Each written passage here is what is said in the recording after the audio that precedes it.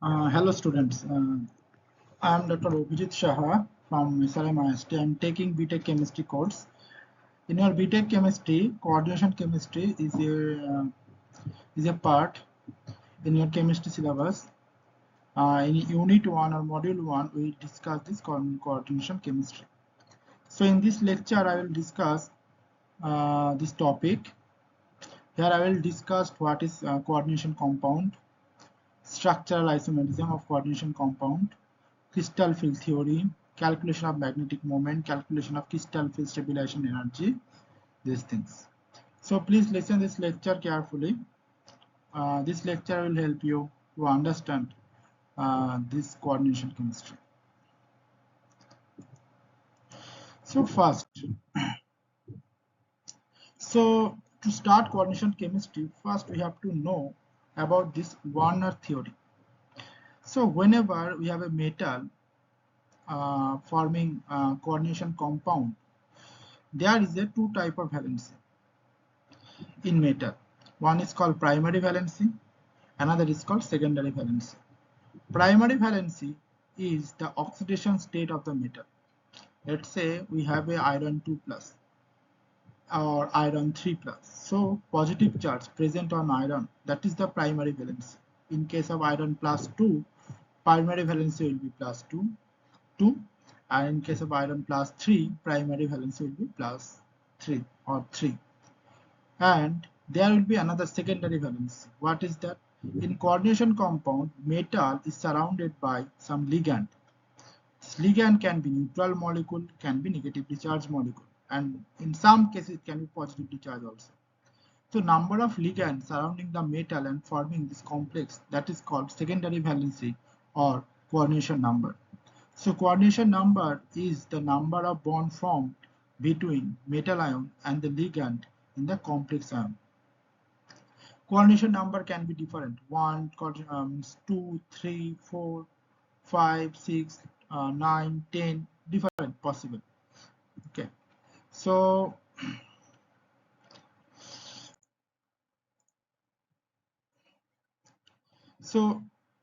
if two ligands, right, M indicates metal, L indicates metal, ligands. If two ligands are attached with a metal, in center this blue color indicating metal, and this two side the purple color indicating ligand. So if there are two ligands are attached with metal, then we can say coordination number 2 means secondary valency 2. If there are three ligands, we can say coordination number is 3 because secondary valency is 3. Okay. So when coordination number is 2, we are getting linear complex. When coordination number is 3, we are getting trigonal planar complex. Generally copper 2 plus, silver plus, gold plus, mercury 2 plus, giving complex having coordination number 2. Copper plus, mercury 2 plus also giving complex having coordination number 3. This forming this trigonal planar complex. Next, coordination number 4. In coordination number 4, there is two type of geometry. One is tetrahedral geometry, another one square planar geometry. In tetrahedral geometry, we can see metal ion is surrounded by 4 different ligands and forming tetrahedral complex. In square planar geometry, the metal ion is surrounded by 4 different ligands but in a plane. For example, CuCl4 2- showing tetrahedral geometry, PtCl4 2- showing square planar geometry.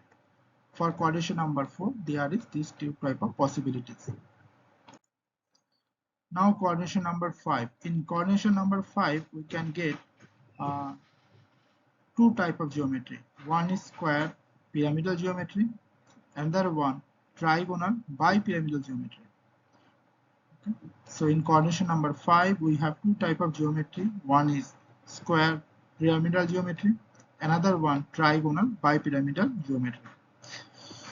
Next one, coordination number 6. In coordination number 6, we are generally getting octahedral geometry. So central metal ion will be at the center. It's surrounded by 6 different ligands. and forming this octahedral complex. Okay.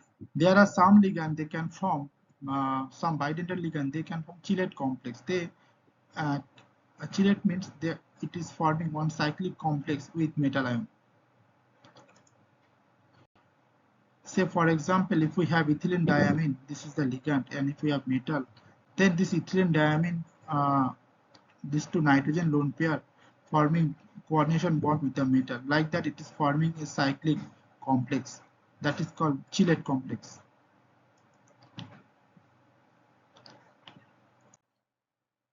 Next one, isomerism of coordination compound. In coordination compound, we can get two type of isomer. One is called structural isomer, another one stereoisomer. In structural isomer, we have to know about ionization isomerism, hydrate isomerism, coordination isomerism, and linkage isomerism. In stereoisomerism, we have to know geometrical isomerism.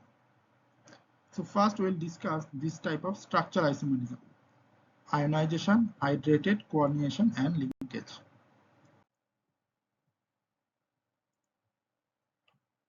Okay, first ionization isomerism. So ionization isomerism occurs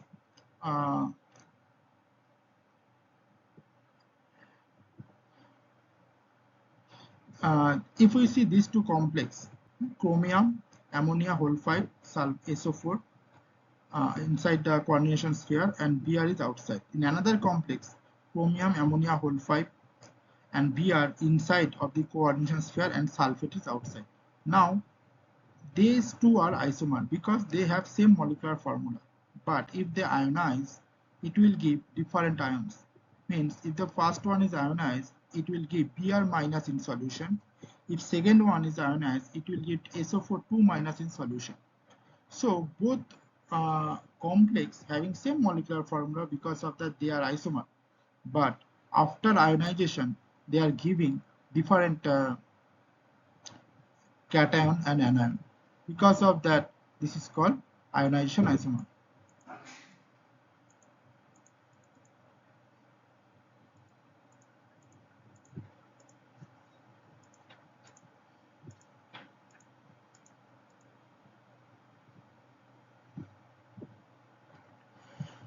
Okay. Next one is hydrated isomerism.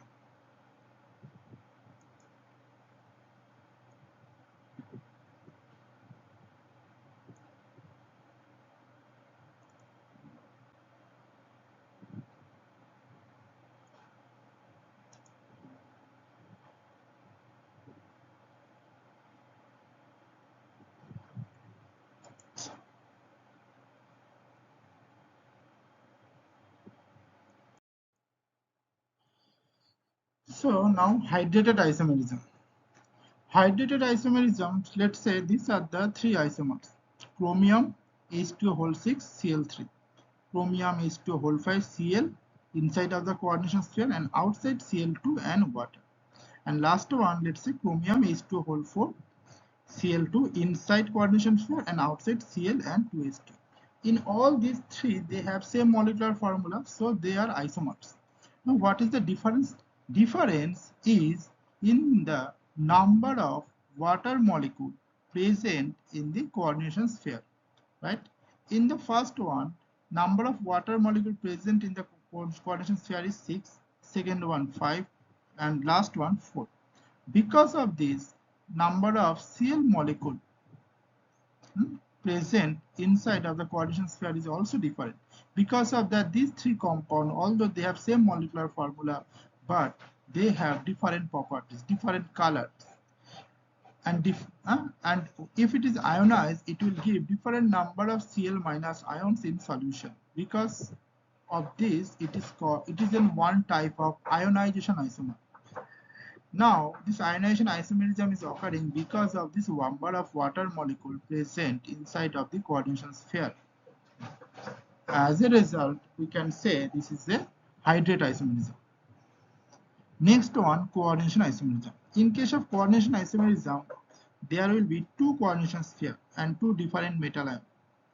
So first metal is surrounded by ligand ammonia, and second metal chromium is surrounded by the ligand CN. This is one isomer. Another isomer, you can see the opposite. Cobalt is surrounded by CN and chromium is surrounded by ammonia. So these two molecules having same molecular formula, but they have different properties.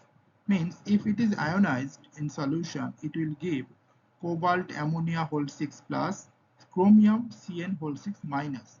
Now if the second molecule ionized, it will give cobalt CN whole 6 plus, chromium ammonia whole 6,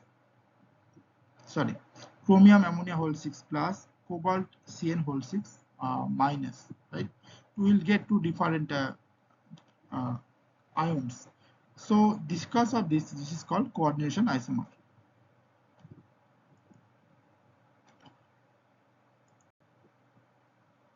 Okay.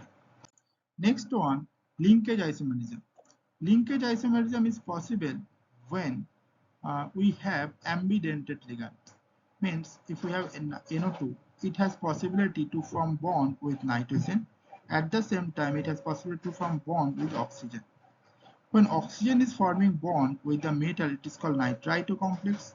When nitrogen is formed bond with the metal, it is called nitro complex. So these two complexes having same molecular formula but difference in the linkage. Because of that, this type of isomer is called linkage isomerism. Linkage isomerism is also possible with thiocyanide ion and isothiocyanate. Next one, geometrical isomer. So first one we discuss structure, now geometrical isomerism. Here, geometrical isomerism for square planar complex we will discuss first. So square planar complex is this one, right? Metal at the center, and in a plane there are 4 different ligands. Now if the complex is MA3B type, then how many isomer possible? If it is MA3B type, we will get only one isomer, because all these isomers having actually same structure. So only one geometrical isomer is possible. If it is MA2B2 type, then two geometrical isomers is possible. One is cis isomer, another one trans isomer. Next, okay, cis and trans. Next one, geometrical isomerism of octahedral complex. In case of octahedral complex, metal is surrounded by 6 different ligands. There are 4 ligands in one square plane, and one above and one below. Now if the complex is MA5B type, then we'll get only one geometrical isomer, because if we keep the B in other positions also, all these positions actually equivalent position. So if we keep B in the other position, so this one and this one actually equivalent, right? If we move this one in this way, so we'll get the first compound. So we are getting only one geometrical isomer.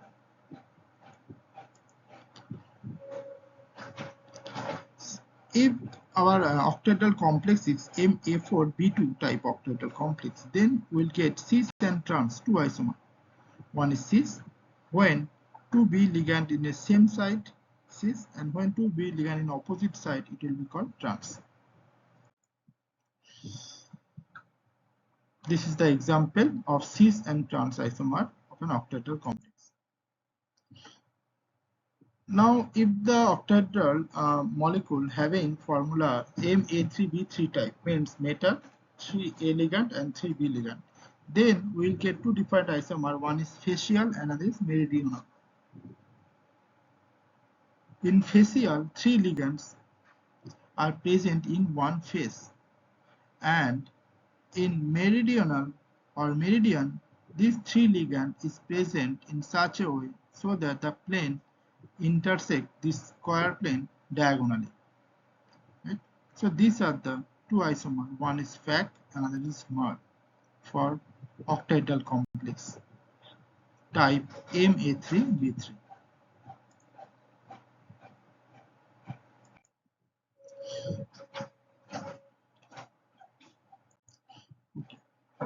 Next one is crystal field theory. Crystal field theory based on the concept that when negative charge of incoming ligand or negative end of dipolar molecules like ammonia or water attract the positive charge metal, there is also repulsive interaction between d electron present on the metal ion and ligand. Certain assumptions are taken while dealing with crystal field theory. So first assumption is the ligand are treated as point charges. Second one, the interaction between metal ion and ligand are treated as purely electrostatic. No covalent interactions are considered. Covalent nature is considered in ligand field theory or molecular orbital theory, but in crystal field theory, we are not considering any covalent interaction. Only all interaction between ligand and metal is purely electrostatic. In isolated metal ion, all of the 5d orbitals are degenerate. When a hypothetical spherical field of ligand approach the metal ion, d orbitals still remain degenerate, but their energy level is raised a bit due to repulsion between orbital of metal and ligand. This energy level is called barycenter.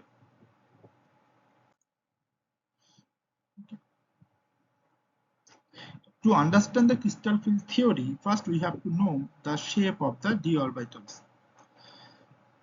We have 5 d orbitals, dxy. Here the lobes, d orbital lobes are oriented along the x and y plane. dyz, where the lobes are oriented along y and z plane, and dxz, where the lobes are oriented along x and z plane. Another one, dx square minus y square, lobes are oriented along x-axis and y-axis. Another one, dz square, where lobes are oriented along z-axis only. Now, in crystal field theory, first we told that there is a barycenter. Right, this is the barycenter. When ligands, so this white color, they are the ligands. In middle, there is a metal. When 6 ligands coming to form octahedral complex, then the 6 ligands are coming along the x-axis, y-axis and z-axis. Therefore, the orbital which are oriented along x-axis, y-axis and z-axis, they experience much more repulsion due to the approach of the ligand. Therefore, the energy of dx square minus y square and energy of dz square increases.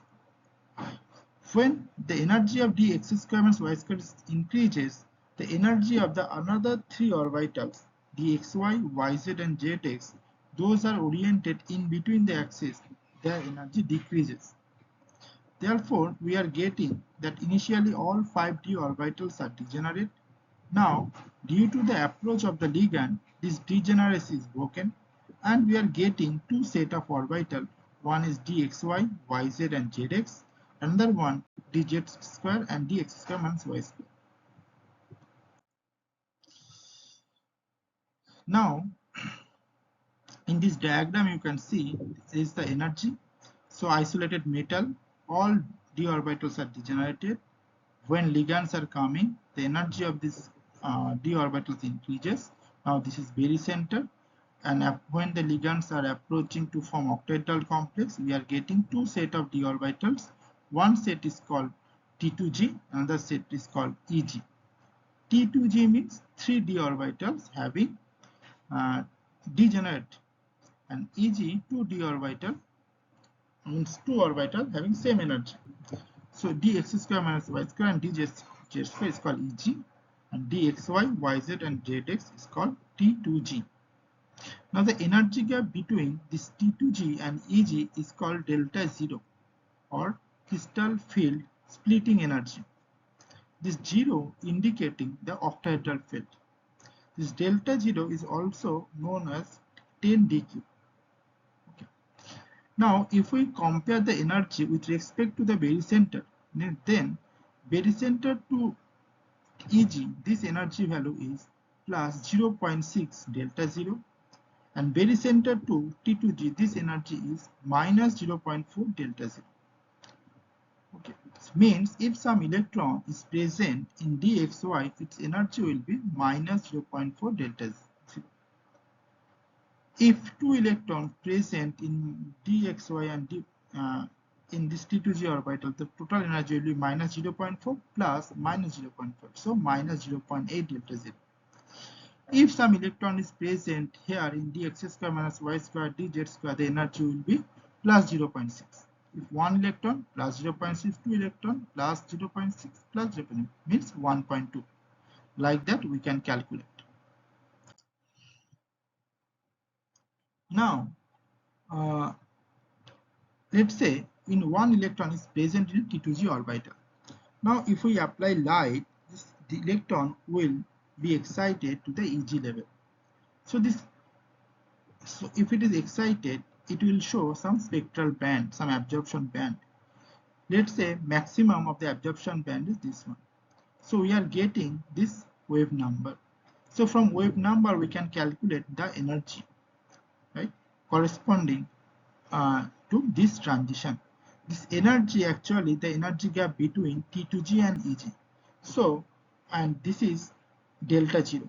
So from the UV spectra we can easily calculate delta 0 value of a complex. Means we have if we have a complex, we have to check its UV spectra. In UV we can get some absorption band. From absorption maxima we can calculate the energy gap between T2G and Ag, that is delta 0. Next one, crystal field theory in tetrahedral field. In tetrahedral field, ligand's approach of the ligand is not along the axis.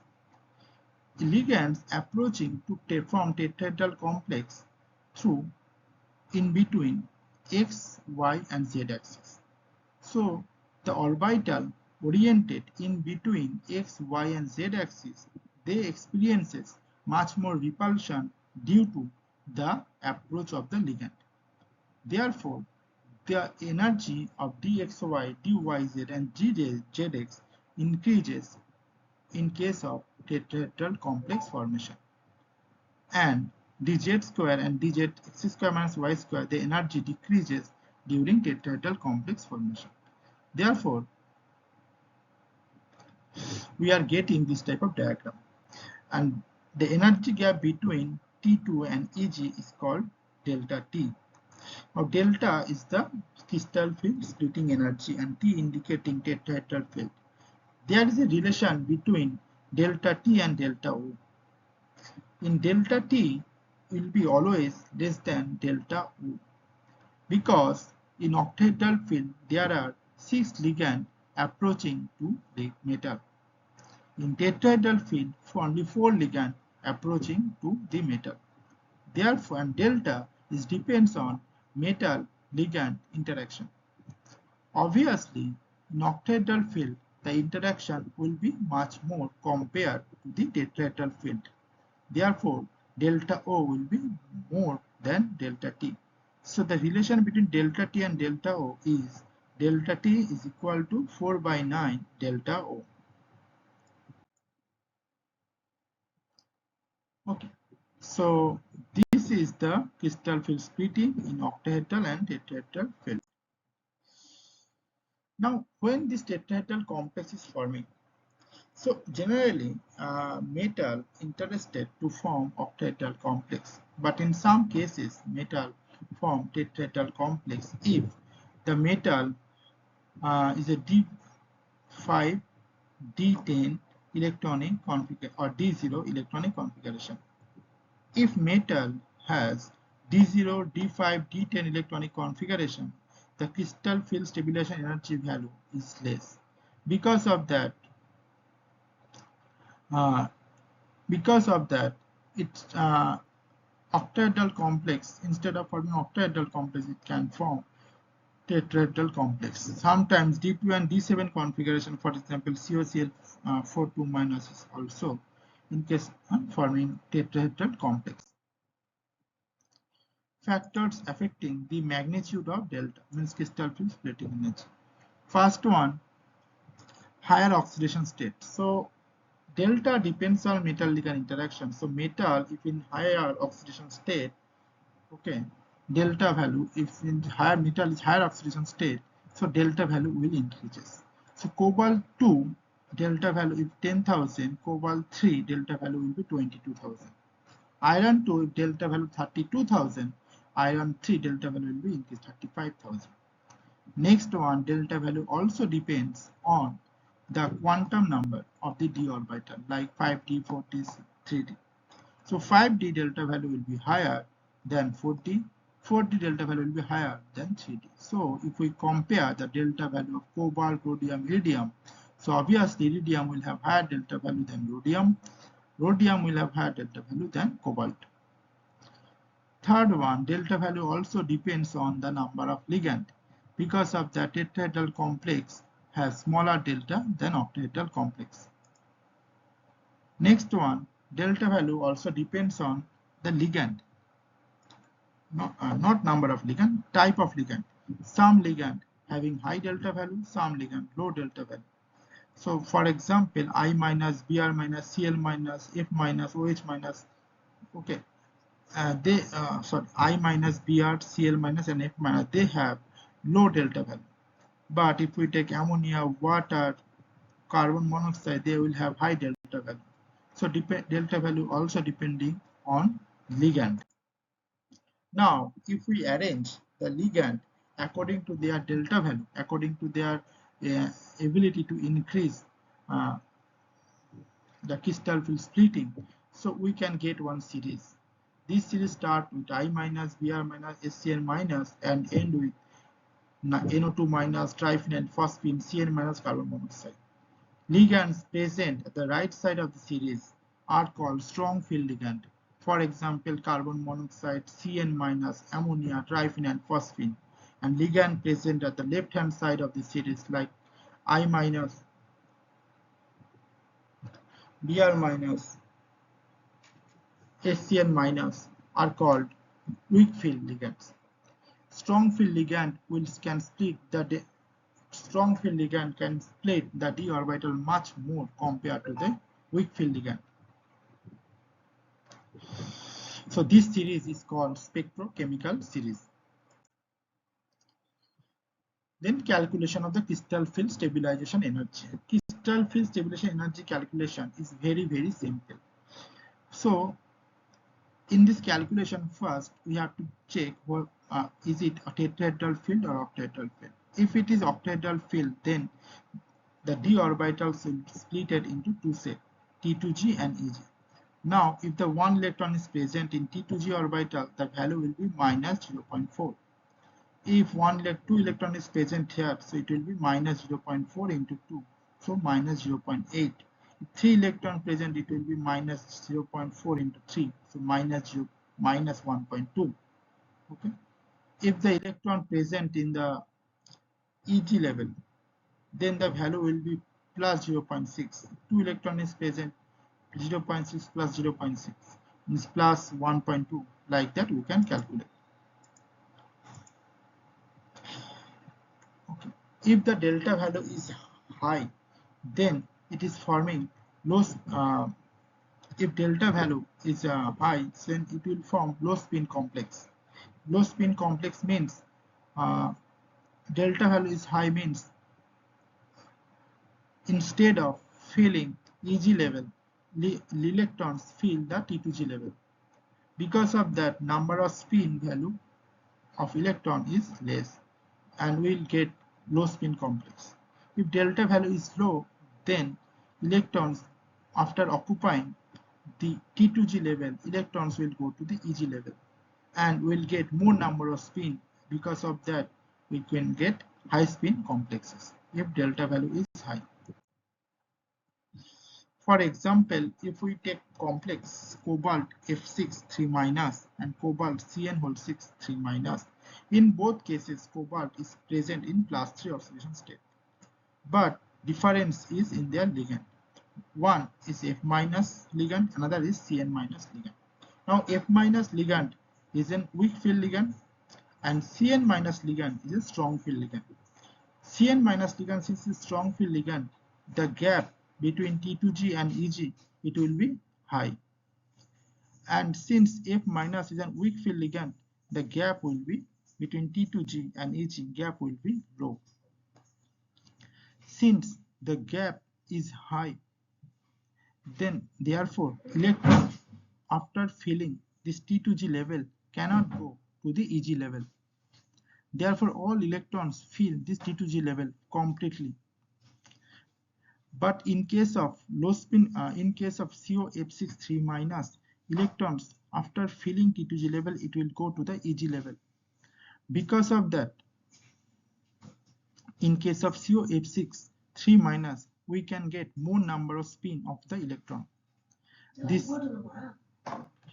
we can get more number of spin of the electron, and therefore we will get this low high spin complex.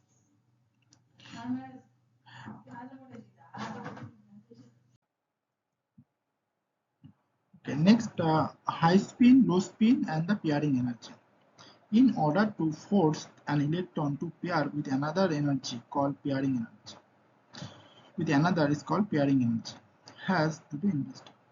So pairing energy means if we from low spin complex, then we have to force another electron to be paired up with the another with T2G level.